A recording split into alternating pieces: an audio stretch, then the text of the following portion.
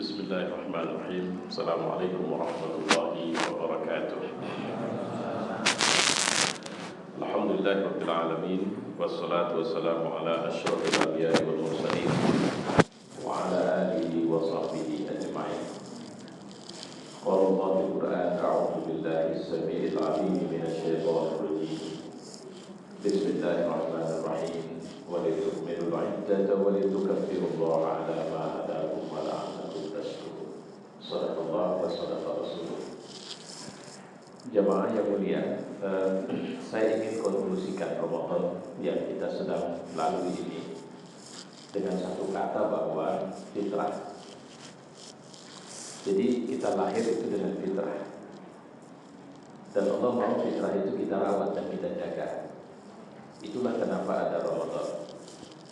Lantas kenapa fitrah itu bisa rusak? Karena ada nafsu. Kenapa nafsu bisa merusak fitrah? Karena nafsu punya karakter yang dia suka menikmati, dia senang menikmati, sehingga bisa melambung-lambungkan kita untuk keluar dari garis fitrah. Karena uniknya nafsu itu tidak pernah mau ngaji. Kalau bahasa kita, ini saya pakai bahasa orang awam ngaji. Dia tidak pernah mau ngaji. Dia tidak peduli halal haram, dia tidak peduli boleh tidak boleh, dia tidak tertarik. Sama dia yang penting enak, yang penting aku suka. Makanya persoalannya kita tinggal di tempat yang nafsu ini punya peluang untuk bisa disenangkan di sini. Apa bentuk peluangnya? Adalah harta, jabatan, popularitas. Sehingga lompat-lompat nafsu di sini. Dan itulah kenapa datang agama, dalam hal ini Islam, untuk kemudian membimbing kita agar hati-hati. Kalau cuma mau nafsu, Allah sudah sediakan surga. Dunia ini tempat mampirmu. Uniknya nafsu kita ini, dia itu susah dikontrol ketika kita sudah mulai diserahkan mandat untuk mandiri berpikir sendiri. Ini anak-anak kecil ini, mereka punya nafsu yang sama dengan kita, tapi nafsu mereka bisa kita kontrol. Kenapa? Karena kita yang punya kendali untuk mereka.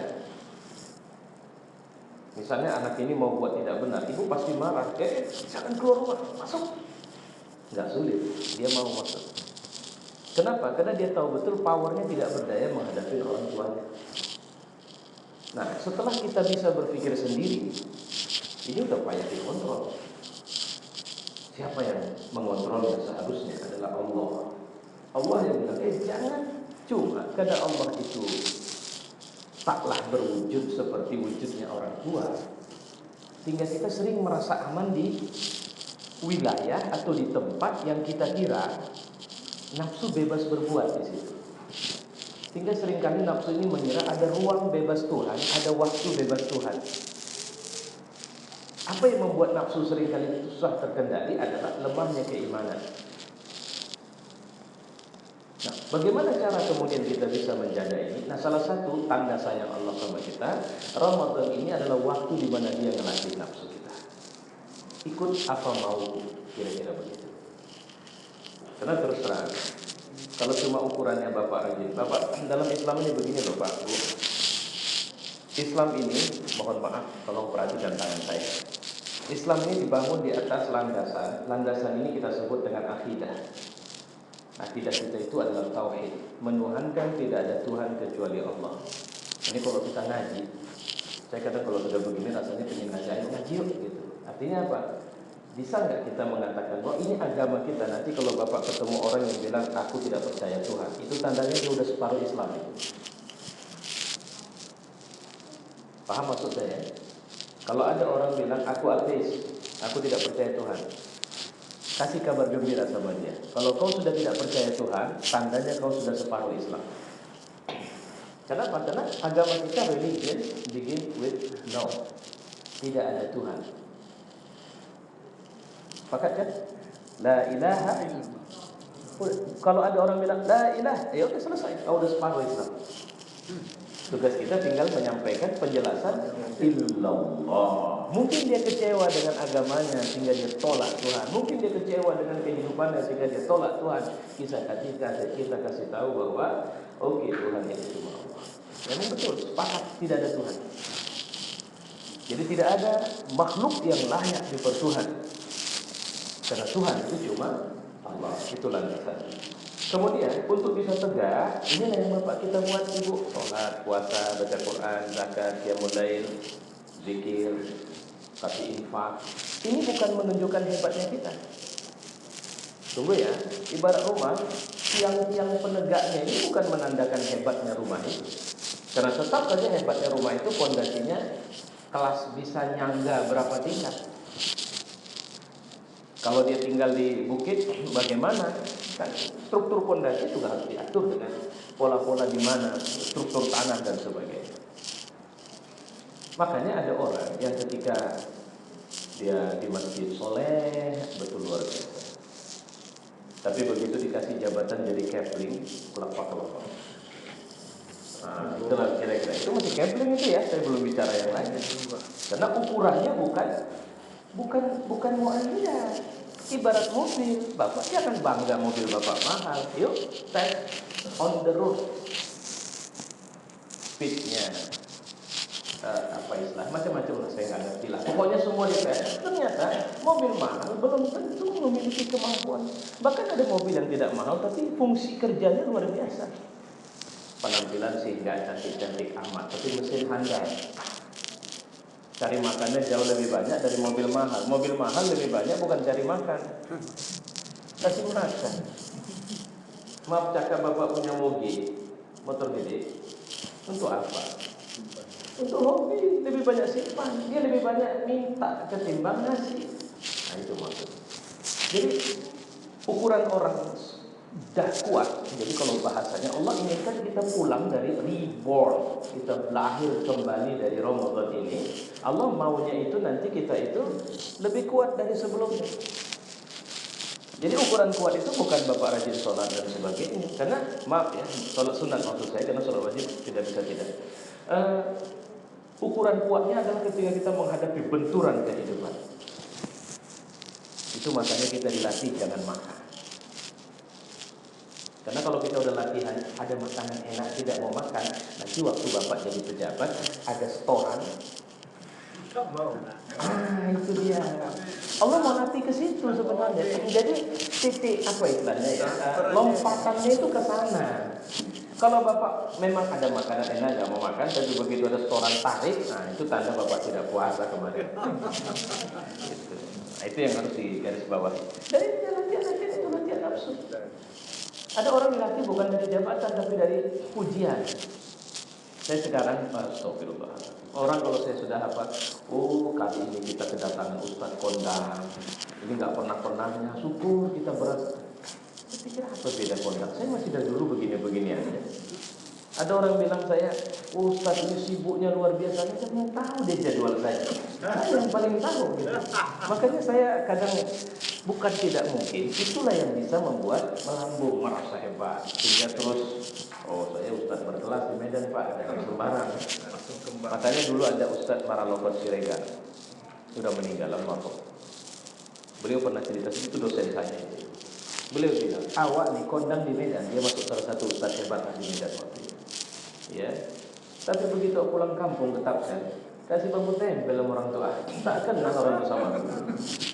Jadi artinya itu miriplah kehidupan kita. Jangan merasa hebat di negeri kita, karena kita ini bukan negeri kita. Karena malaikat maut tidak kenal, nggak ada kecuali orang bertakwa, ID bertakwanya itu.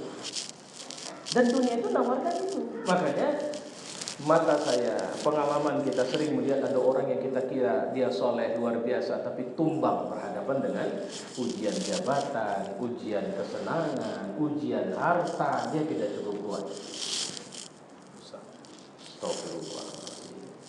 Kadang-kadang belum keluar masjid saja kita udah tak kuat ngadepin ujian. Apa itu? Ujian pergantian BKM. Waktu awak BKM-nya rajin ke masjid, begitu diganti tak mau lagi ke masjid. Itu tapi nggak kuat ya. Nah, itu bentuk-bentuknya. Makanya Allah mau sebenarnya Ramadan ini kita stabil, nafsu kita itu. Jadi kalau ada artinya ambil dunia ini sebanyak-banyaknya, jangan takut karena Allah kaya luar biasa, tapi jangan cintai dia karena kau tidak disuruh mencintai dunia. Itu semua. Nah, karena itu tadi nafsu kita ini dia seperti itu. Inilah latihan yang cukup. Makanya kalau kita tahu, kita minta kalau bisa jangan sebulan. Karena saya tadi aja kemarin jujur Pak, Allah tahu, saya nangis. Saya teringat orang tua saya. Saya jalan dari nyetir sendirian kemarin, menetes air mata. Terus teringat saya tinggal berapa hari lagi ya Allah. Bukan karena habislah job awal habis ini. Memang betul-betul terasa ya Allah. Kayaknya belum. Iya, belum banyak yang bisa aku buat memperbaiki. Artinya ibarat kembali lurus. Maka tadi saya ada mungkin Bapak merhatiin saya. Itu curhat saya tadi langsung saya tuliskan di saya khawatir hilang supaya orang lain juga bisa merasakan atau mengambil pelajaran. Ya. Apa artinya? Waktu kita paling sulit menjaga waktu.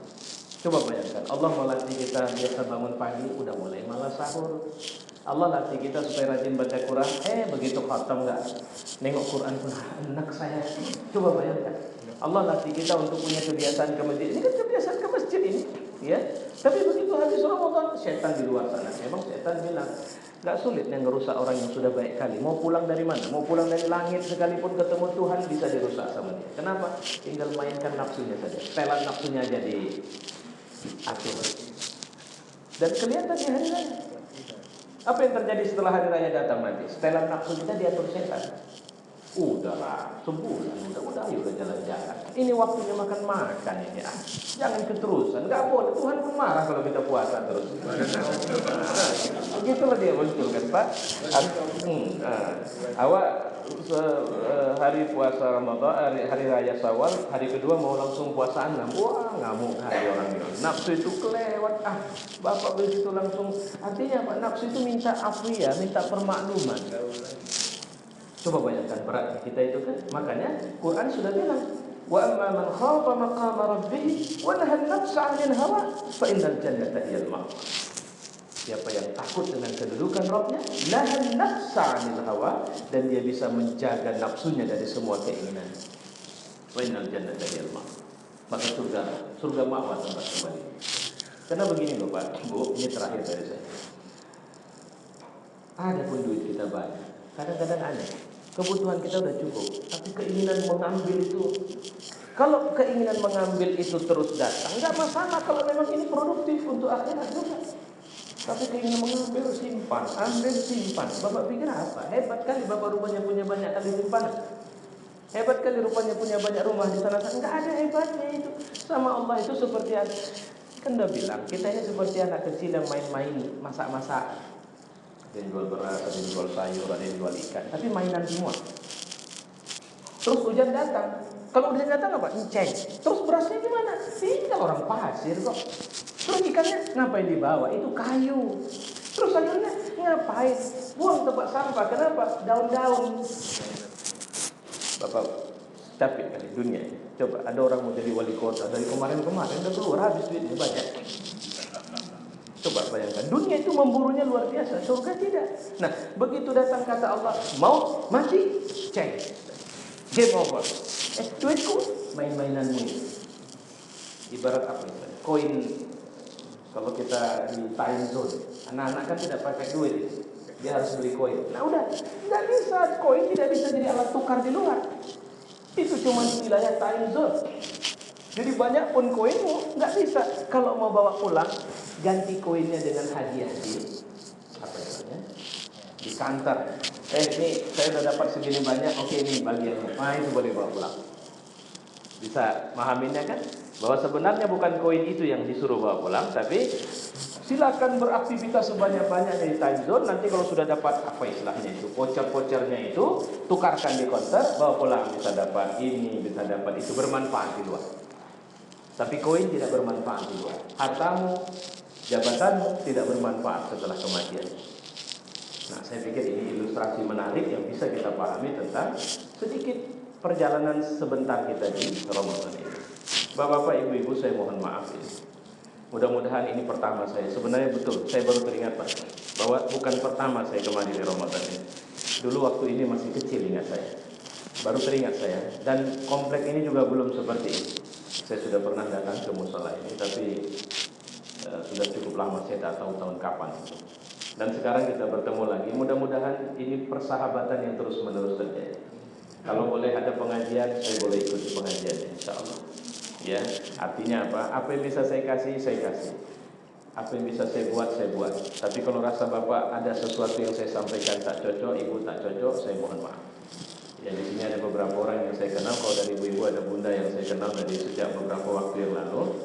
Saya juga mohon maaf. Semoga panjang umur kita sampai kita di Ramadan tahun depan, insyaallah. Wassalamualaikum warahmatullahi wabarakatuh.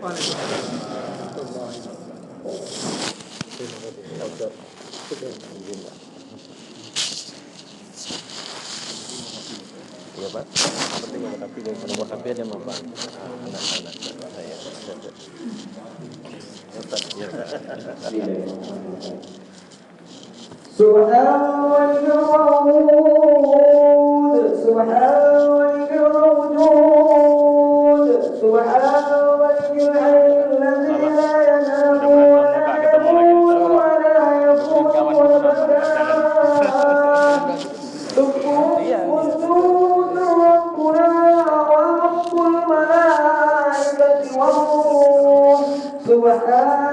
walhamdulillah wa la ilaha illallah wallahu akbar wa la hawla wa